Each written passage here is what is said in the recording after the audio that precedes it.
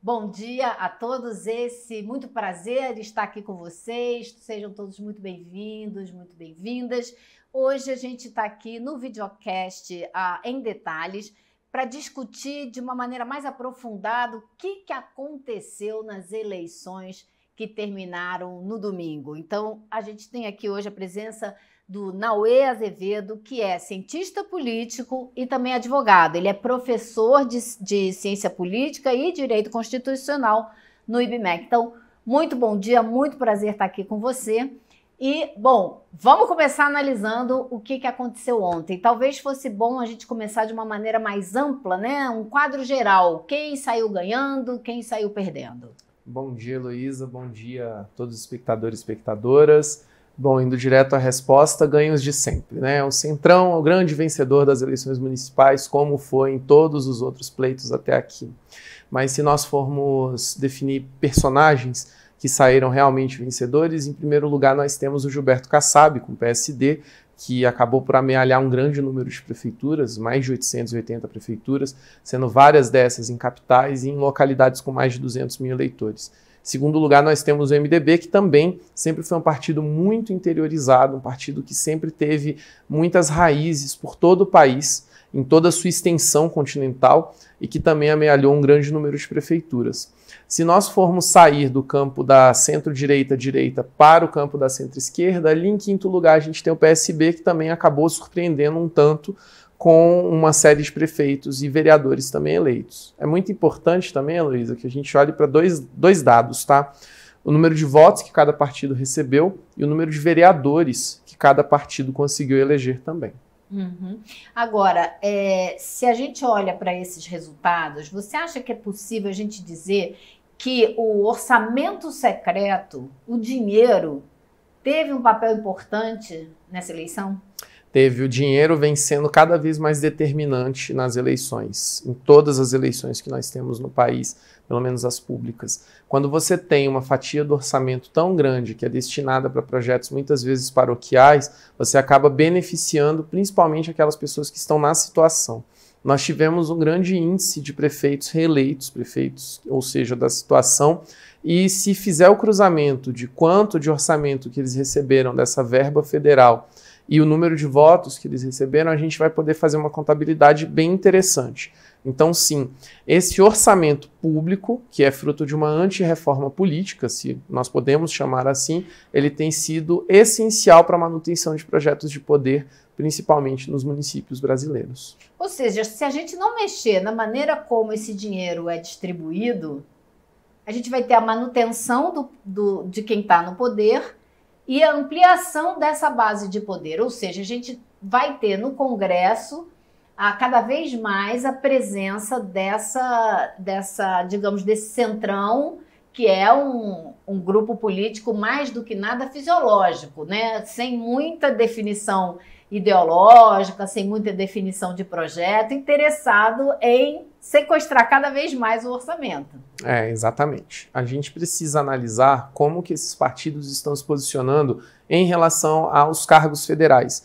Você pode ver que o grande objeto de disputa, a joia da coroa hoje, é o Congresso Nacional. Por quê? Porque desde 2015 o Congresso Nacional vem em um movimento de conseguir se apoderar do orçamento federal, deixar o Executivo Federal com uma margem muito pequena, uma margem muito espremida de investimento e conseguir, assim, governar efetivamente, mas sem necessariamente precisar sentar à mesa e assumir a responsabilidade que o Executivo precisa assumir.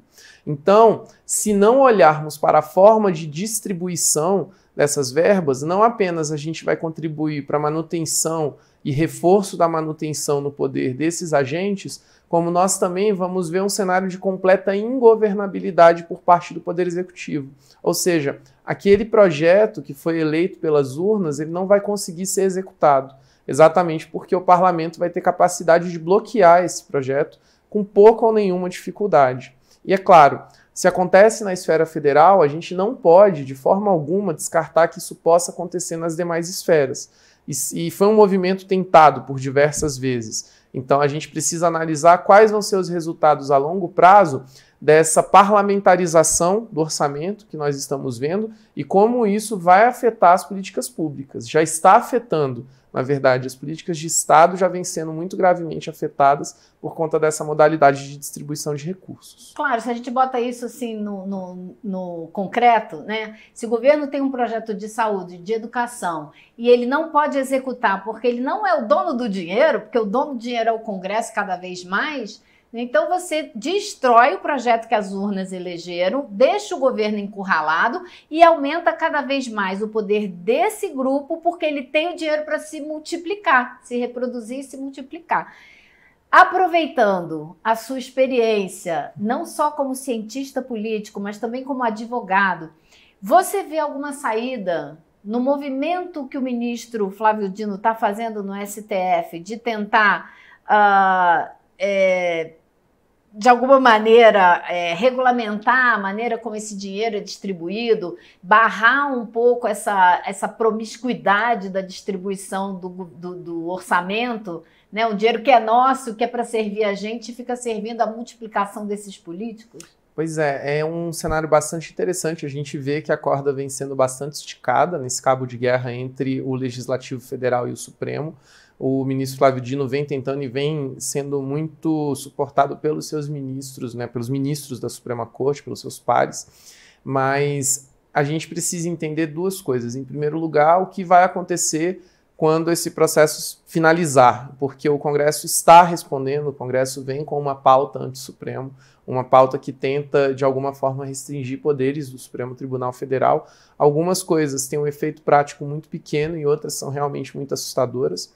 E, por um outro lado, é preciso também medir qual vai ser o tamanho dessa quimioterapia, porque, ao mesmo tempo que existe, sim, uma série de questões e uma série de questionamentos a respeito de várias destinações dessas verbas, algumas precisam continuar indo, para que você não interrompa o fluxo de recursos para projetos que são importantes nas suas determinadas localidades. Por exemplo? Projetos que financiam postos de saúde, escolas, questões envolvendo recapeamento de estradas, o próprio PAC, enfim, questões ali na localidade que acabam dependendo desse fluxo de recursos federal para que eles não terminem. Porque se eu não consigo diferenciar essas duas coisas, eu acabo provocando um prejuízo efetivo à população. Nem todos os projetos são projetos que atendem apenas a interesses paroquiais, mas é um remédio muito difícil de medir a dose. Então, parte da gritaria que ocorreu quando houve a suspensão, ela é justificável por conta dessa parte legítima, desses projetos legítimos que eram irrigados com esse recurso de forma legítima. Então, vai ser muito difícil medir isso e vai ser necessário um esforço dos três poderes para que se chegue a isso. Agora, é preciso que os três poderes colaborem, inclusive o Congresso Nacional. Que a gente sabe que não vai querer colaborar e que é dominado por essas forças hoje, né? Bom, vamos analisar um pouquinho o outro lado agora, né? O lado progressista, a esquerda, como é que eles se saíram nessa eleição, na sua visão? Como sempre, eu tenho uma visão bem, como eu vou dizer, dura do que é a esquerda em relação a eleições municipais. Sempre foi muito difícil, a estrutura política brasileira sempre foi muito voltada para a eleição dos partidos do centro, do centrão propriamente dito, e a esquerda sempre teve muita dificuldade nesse cenário municipal.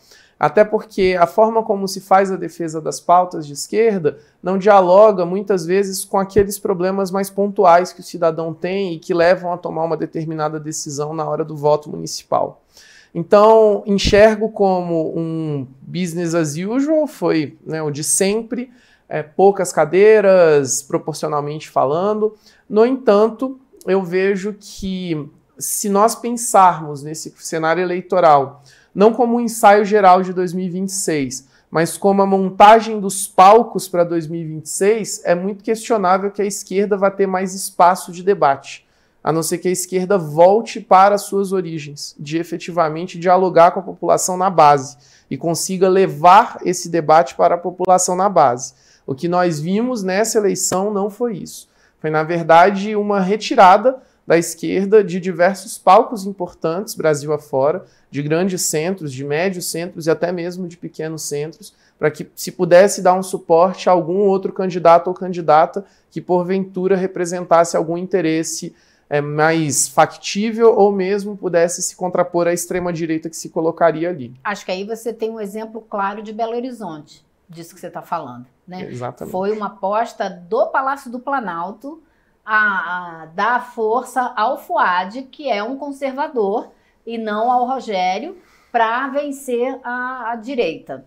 Bom, em Natal a gente já tem uma situação bem diferente. Tinha uma candidata verdadeiramente do PT, com pautas de esquerda, que chegou mais longe do que se imaginava, a Natália Bonavides. Né? Então você tem situações diferentes. Em São Paulo, a gente teve, não sei se você concordaria com isso, mas uma eleição na qual o candidato Guilherme Boulos perdeu, ele é do PSOL, estava aliado com o PT, com a frente de progressistas. Me parece que, apesar de ter sido derrotado, ele teve ganhos significativos porque ele se tornou um nome nacional, né, muito mais conhecido do que era antes. O que eu me pergunto é se com isso houve um avanço das pautas de esquerda ou não. Me chamou muita atenção quando a cidade passou por um apagão, né? Ficou muita gente sem luz. E a discussão que eu vi o Guilherme Boulos fazer foi a respeito da cassação da empresa privatizada, a Enel, que no fim das contas foi o mesmo discurso que Tarcísio de Freitas fez. Então, como ele não saiu realmente batendo no projeto de privatização de tudo quanto é serviço público, que é o projeto do Tarcísio, o discurso ficou parecido. Então, me pergunto se a pauta de esquerda foi realmente defendida, né? Eu vi ele mais no fim da campanha fazendo talvez esse tipo de campanha que você mencionou, de mais na base, de conversar com as pessoas, de tentar mudar e convencê-las a respeito de um projeto político. Pois é. São Paulo é um exemplo muito interessante do que foi essa eleição. Se prometeu uma polarização entre PT e PL que não se realizou. Poucos foram os locais em que houve efetivamente um confronto entre os dois partidos, e não apenas entre os dois partidos, mas figuras que representam efetivamente Lula e Bolsonaro. Talvez o exemplo mais gritante seja Fortaleza, que o PT saiu vencedor, e tem também em Cuiabá, em que o PL saiu vencedor. Mas, de toda forma, em São Paulo, isso poderia ter sido uma derrota do Lula, não foi, porque o Lula bateu em retirada, simplesmente desenergizou a campanha e foi cuidar de outras coisas, provavelmente só não estava fora do Brasil em virtude do acidente que o vitimou, enquanto poderia ter sido uma vitória de Bolsonaro, que também bateu em retirada e não quis apoiar o agora prefeito reeleito. Então esse é o primeiro ponto da eleição de São Paulo, que torna tudo muito curioso.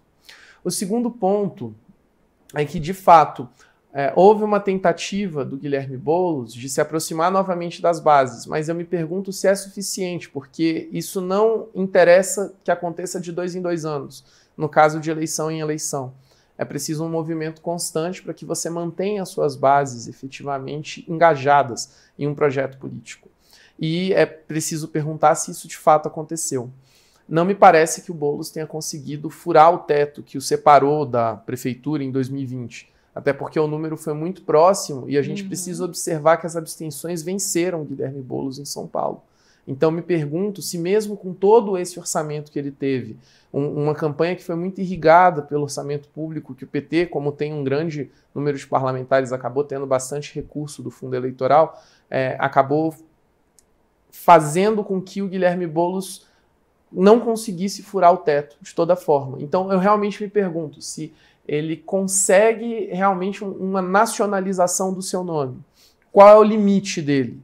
E se essa pauta que ele parece ter abraçado nesse momento é algo que vai se tornar o novo normal dele, ou se ele vai evoluir para alguma outra coisa, ou se ele vai se render a algum outro estilo de fazer política. Então, para todos esses lados, não houve um avanço da esquerda.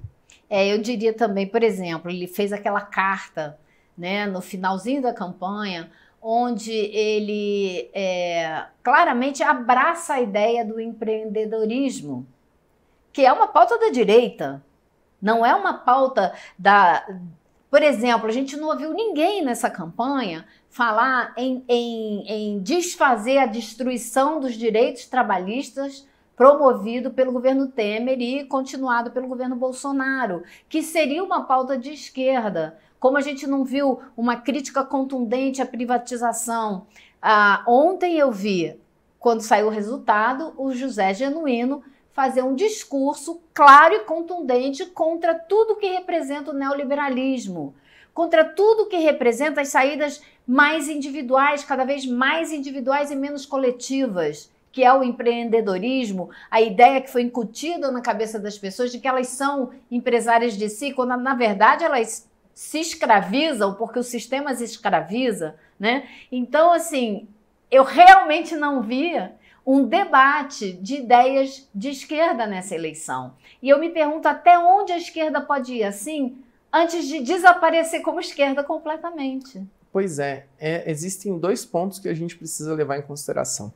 O primeiro ponto é o pouco espaço que as eleições municipais acabam deixando para esses debates mais nacionalizados. O Brasil nos ensina a duras penas que todas as pessoas que tentam nacionalizar debates municipais acabam derrotadas. São raras as exceções. A gente vê que o grande debate nacional ou estadual que se teve foi a questão da segurança pública. Constitucionalmente é uma competência do Estado, também ali gerenciada pela União dentro da sua esfera de competência. Mas em vários locais, em grandes localidades, isso foi um tema, até pela forma como as coisas estão hoje. E nesse ponto do empreendedorismo, a esquerda acaba perdendo muito, porque não consegue falar a mesma língua que fala a direita não entrega uma solução, a direita entrega um discurso para esse naco da população, e é um discurso que acaba agradando, porque não há uma contraposição efetiva, e em segundo lugar, a esquerda também não consegue fazer a sua própria contraposição com firmeza, de modo a trazer o debate também para o outro lado. Então, não há a possibilidade de você fazer o discurso nos mesmos termos que o outro segmento político e também não há uma oposição. E é por isso que a gente vê a esquerda completamente perdida nessa e em tantas outras pautas. Hoje nós tivemos uma transformação nas relações sociais.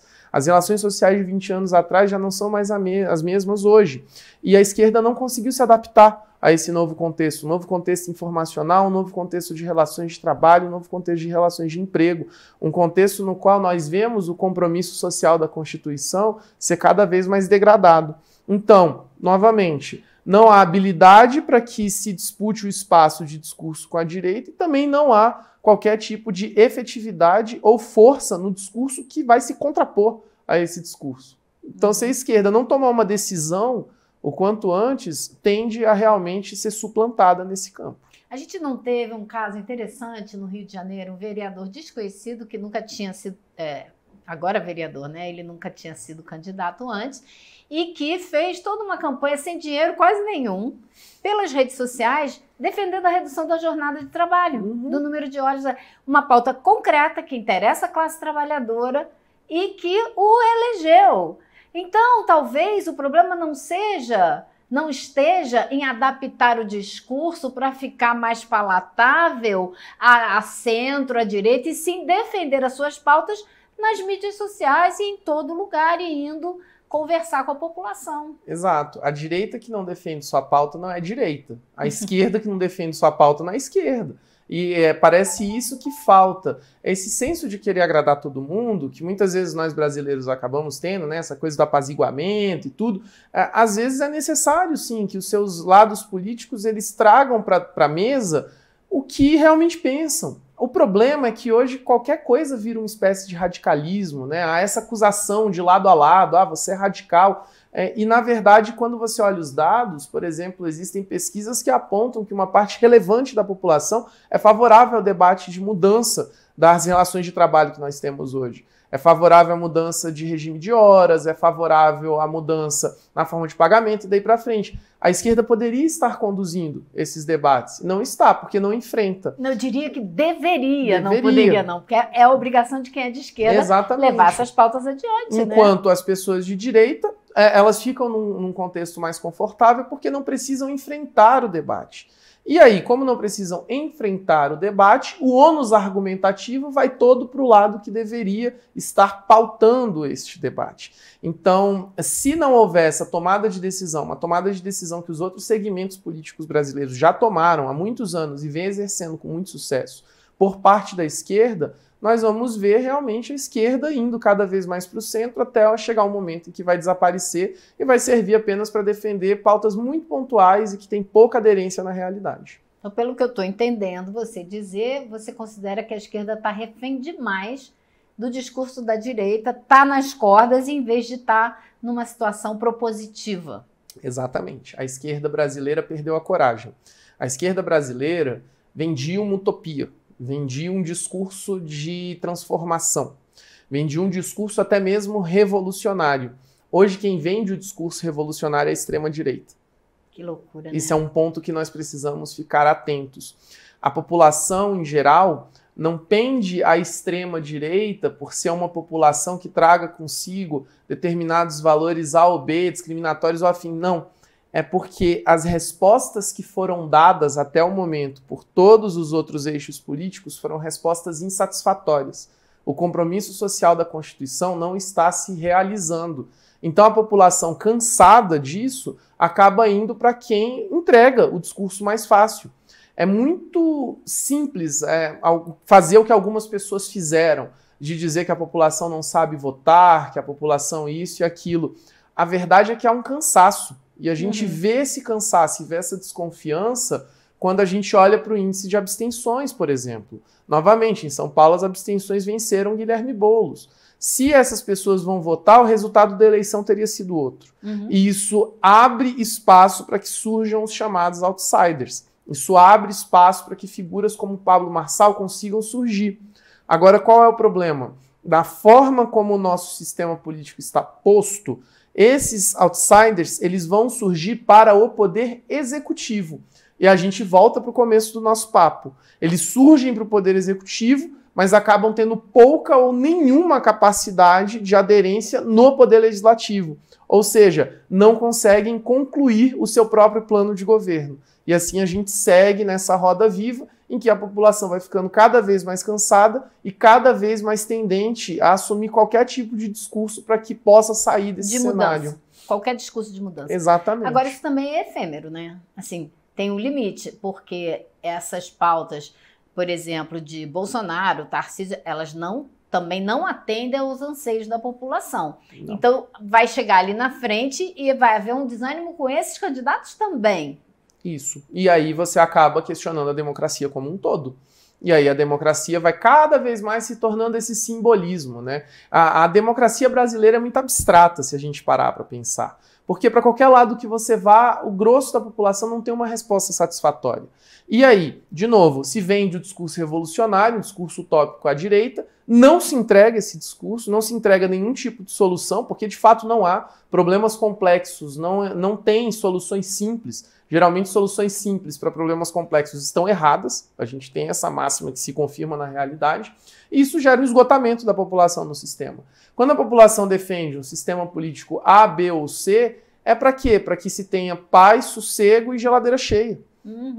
Então não adianta a gente falar em defesa da democracia ou qualquer outro desses valores tão bonitos se a população não tem paz, sossego e geladeira cheia.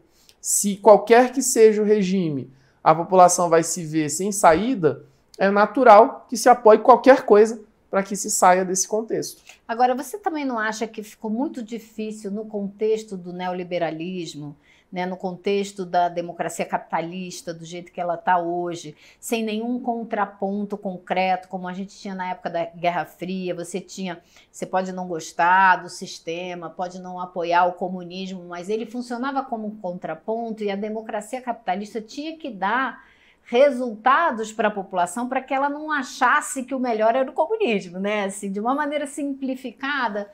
E hoje a gente não tem esse contraponto. Então, dentro do contexto dominante do neoliberalismo, como a gente pode desenvolver essas ideias de que a saída não é individual, que a saída é coletiva, que a saída não é cada um por si e sim a gente seguir regras comuns?